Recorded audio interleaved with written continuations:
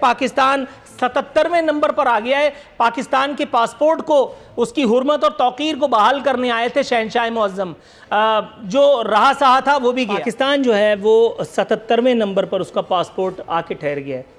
Sir, इसी passport की हुर्मत की कस्में खाई जाती थी इक़्तिदार में आने से पहले, और बताया गया था कि हम पासपोर्ट की हुर्मत को बहाल करेंगे। फिर वो बेचारा एक गोरा जो दरहकीकत पाकिस्तानी था, और उसने इमरान खान साहब के इक़्तिदार में आने के बाद एक वीडियो वायरल हुई थी जिसमें उसने अपना जो है वो लंदन का पासपोर्ट जो है शायद वो जलाया, उस पर लानत भेजी और उसके बाद वो पाकिस्तान आ गया।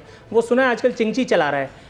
तो इस बारे में क्या कहेंगे? हमने इस पासपोर्ट की हुर्मत के लिए जितनी कोशिश की है, जितना हमने तरक्की की है, वज़रा को 51-52 ज़्यादा नहीं 51-52 मिनिस्टर्स के साथ खान साहब हुकूमत करते ही चले जा रहे हैं। इस बारे में आप कुछ कहना चाहेंगे? देखें, मैं ये समझता हूँ, जो कि नज़र आ रहा है क्लियर, आपको हर जगह नज़र आएगा कि हमारा जो पाकिस्तान का इंटरनेशनल इमेज था वो बहुत बुरे तरीके से इन्होंने मेरे मुल्क का नुकसान किया, मेरी रियासत का नुकसान किया है।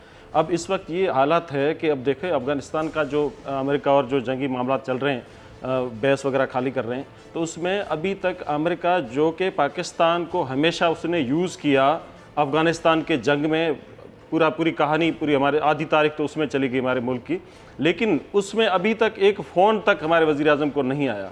कल बिलावल साहब की स्टेटमेंट थी कि हमारे लिए शर्म की बात है कि जिस अमेरिका की जंग में हमने अपनी नस्लें ख़त्म कर दी, तबाह कर दिया पाकिस्तान को, वो आज एक फ़ोन करने के लिए हमारे इसलिए तैयार नहीं है कि हमारी जो फॉरेन पॉलिसी है वो उसमें हम फ्लॉप गए हैं बुरी तरह। अब हम सऊदी अरब जाते हैं तो बदले में पता है में क्या मिलता है, क्योंकि अब हम क्या यहाँ बेच क्या रहे हैं, हमारी पॉलिसी क्या, हमारी पॉलिसी ये है कि हम लंगर खाने पे काम चला रहे हैं। तो जब सऊदी अरब जाते हैं तो वो कहते हैं जो कुछ ज़कात के पैकेट पड़े हुए आप ले जाएं, जाकर वहाँ लंगर खाने में दे दें, बदले में हमें ये लंगर खाना मिलता है। आप जब इंटरनेशनल लेवल पर जाते हो, अमेरिका जाते हो, और अमेरिका में बैठ के आप इंटरनेशनल कम्युनिटी के साथ मीटिंग जो आप स्पीच करते हो, तो उसमें आप मुल्क की पॉलिसी पे बात नहीं करते, आप मुल्क की खारजा पॉलिसी बयान नहीं करते। या फिर जो हमारे वहाँ लोग जो पाकिस्तान के लोग बाहर बैठे हैं, ओवरसीज पाकिस्तानी, उनके लिए कोई प्रोग्राम डिस्कस नहीं करते जो आपको करना चाहिए था। वहाँ आप कहते हो मैं वापस जाऊँगा, और जो फलाना एक कैदी है उसकी मैं टीवी जाके निकालूंगा, उसके पंखा ना के निकालूंगा, उसको मैं उल्टा लटका दूंगा, मुझ में पकड़ घसीटूंगा।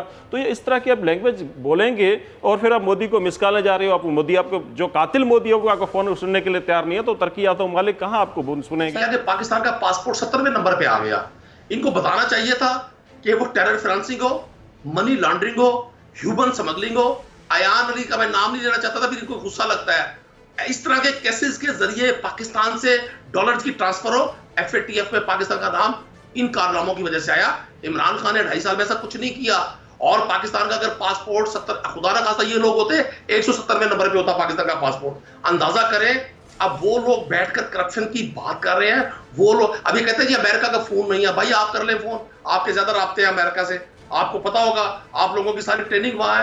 आप आज जब गुफ्तगू कर रहे होते हैं तो आपके लहजे से, ललचाई हुई नजरों से आप वॉशिंगटन की तरफ देख रहे होते हैं कि आपको सपोर्ट मिलेगी। लेकिन जरदारी साहब ने माशाल्लाह पीपल्स पार्टी का वो क्रियाक्रम किया बजरिया करप्शन कि कोई सोच भी नहीं सकता था कि पीपल्स पार्टी का कैंडिडेट पंजाब में 235 वोट लेगा, 300 वोट लेगा, 700 वोट लेगा। तो बातें वो करें जो लोगों को डाइजेस्ट हो जाए।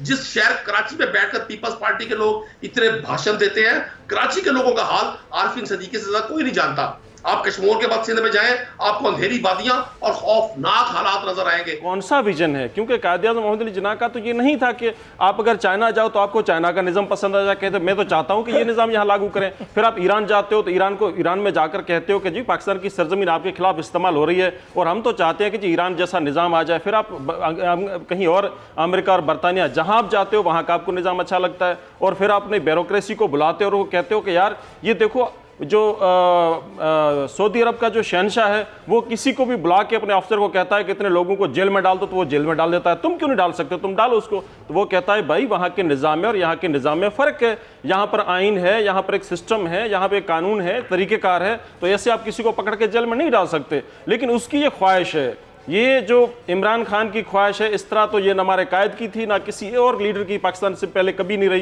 कि वो कहें कि अगर मेरे बस में हो तो मैं 500 लोगों को टांग दूं। भाई अगर तुम टांग दो तो क्या तुम ये सारे अदालतें बंद कर दें, सारा कुछ बंद कर दें, और ये जो